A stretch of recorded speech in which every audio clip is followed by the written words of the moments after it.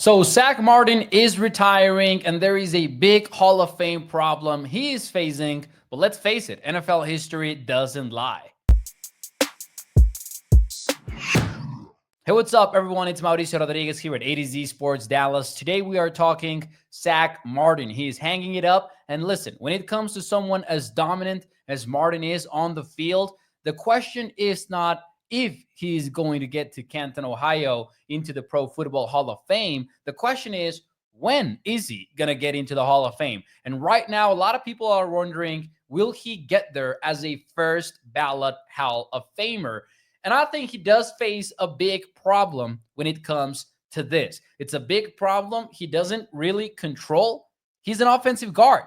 And you might be thinking, well, Mo, that's just mean to offensive linemen. But let's look at the numbers, okay? Since 1991, there has been 57 players that have gone in the Hall of Fame as first ballot players. Only 3 of those have been offensive guards. In that same time span, there have been 10 quarterbacks, 9 running backs, 5 corners, 4 wide receivers, 6 linebackers, and even 5 offensive tackles. But yes, only 3 guards. So naturally, the question becomes, was Martin as good as those 3 offensive guards that seemingly became the exception to the rule, being great enough to where their position didn't affect them in the eyes of the voters? That's why I say NFL history doesn't lie. So let's review the resumes. The 3 offensive guards who have made it as first ballot players since 1991 are Larry Allen in 2013, Bruce Matthews in 2007, and John Hanna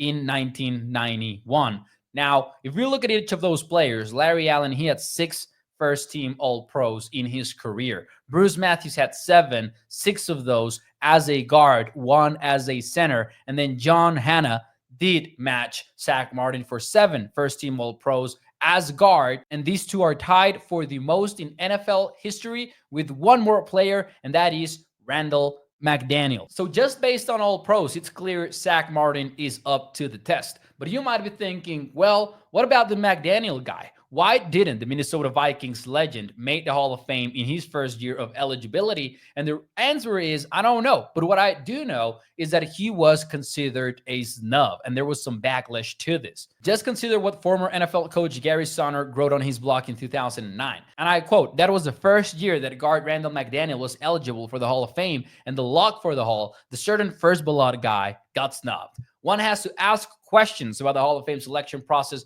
when someone like McDaniel, as dominant a guard as has ever played the game, a leader on and off the field, and a great man on top of it all, gets a snub in his first year of eligibility." So there you go. Zack Martin has the All-Pros. He has the elite stats of a player that never was called for a holding in pass pro. He had 7 holding calls in his career against him, against 7 first-team All-Pros and 9 total All-Pro selections. He belongs in the Hall of Fame. Voters, I know he's a guard, but don't mess this up. If you're watching this 5 years from now, Zack Martin belongs in Canton, Ohio. Don't keep him from there in his first year of eligibility.